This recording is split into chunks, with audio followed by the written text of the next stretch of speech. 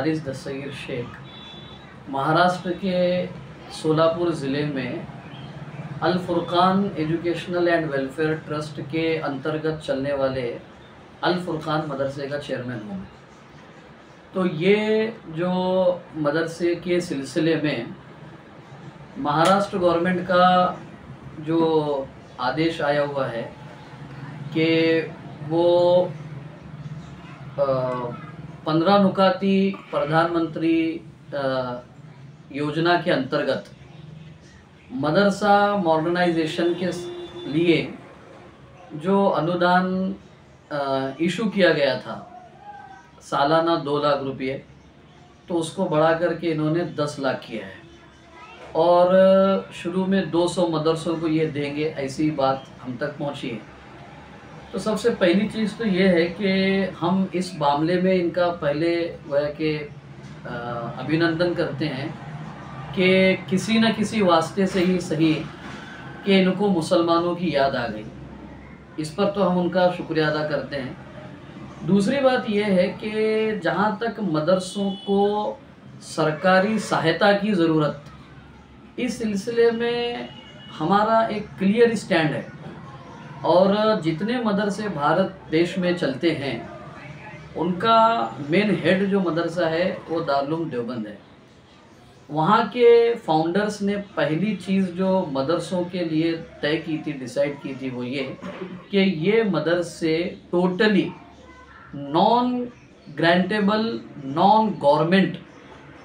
Supports के साथ चलेंगे, यानी इसमें किसी तरह की सरकार की मदद न लेते हुए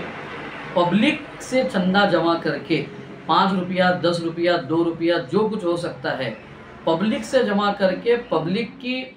हित में काम करना, ये मदरसों का उद्देश्य है। और बहुत क्लियर और साफ बात है ये कि मदरसों ने और मदरसों के पढ़ने वालों ने और यहाँ से निकले हुए जो प्रोडक्ट्स हैं, इन्होंने देश के लिए, देश की उन्नति और विकास के लिए, यहाँ तक कि देश की रक्षा और सुरक्षा के क्षेत्र में जो किरदार अदा किया है, और वो किरदार भी सिर्फ पब्लिक से मदद लेकर के, सरकार से कोई मदद न लेते हुए सिर्फ पब्लिक की मदद पर जो काम मदरसों ने देश के लिए किया है, ये काम किसी और इंस्टीट्यूट ने अब तक नहीं किया है। ये एक बात है। दूसरी चीज़, अभी ये जो महाराष्ट्र गवर्नमेंट ने जो क्या कहते हैं स्कीम का जो ऐलान किया है, ये तो 2014 या 15 से लेकर के ये 13 से शुरू हुआ है और अभी इन्होंने जो बढ़ाया है, ये बढ़ाने के सिलसिले में हमको ऐसा लगता है कि अगर शुभ चिंतक हैं हमारे तो हम उनका वेलकम करते हैं,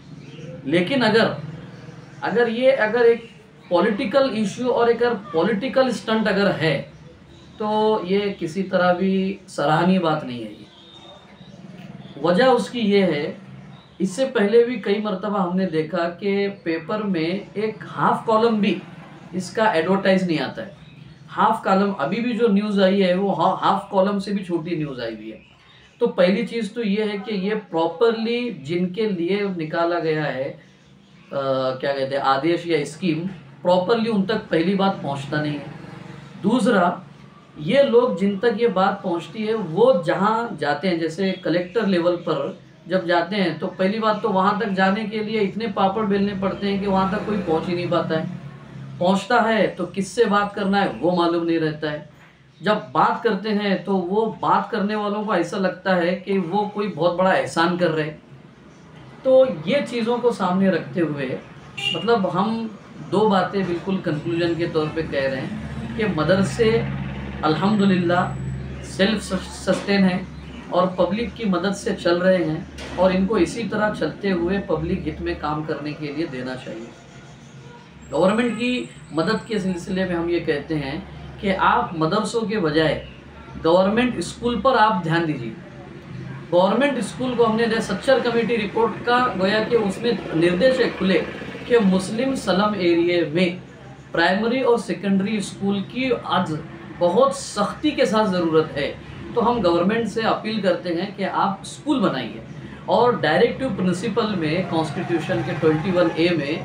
ये स्टेट की जिम्मेदारी है या उनको ये निर्देश दिए गए हैं कि 6 से 14 साल के बच्चों की स्कूली शिक्षा मुफ्त और लाजमी तौर पर दी जाए। अल्हम्दुलिल्लाह इसके बावजूद भी मदरसे जहाँ पर कुरान पढ़ा रहे, दीनी तालीम पढ़ा रहे, वहाँ पर इंग्लिश भी पढ़ा रहे हैं, साइंस भी पढ़ा रहे हैं, रीजनल लैंग्वेज भी पढ़ा रहे हैं, और वहाँ से पढ़े हुए बच्चे क्वालिफाई होकर के सिविल सर्विसेज में, मेडिकल में और दूसरे मैदानों में भी काम कर रहे हैं। तो आप किस नज़रिए से देखते हैं इस बात को? एक तो ये है कि अगर उन्होंने एक माइनॉरिटी को फ़ायदा पहुंचाना और उनको मेन स्ट्रीम में लाने के लिए अगर किए हुए हैं तो सराहनीय बात है, लेकिन ये जो जिस वक्त ये आदेश आया हुआ है, ये वक्त हमको ऐसा लग रहा है कि ये कोई एक इसके पीछे कोई सियासी फ़ायदा हासिल करने का मकसद है, ऐसा हमको लग रहा है। एकमेव म्हणजे सह्याद्री न्यूज नेटवर्क।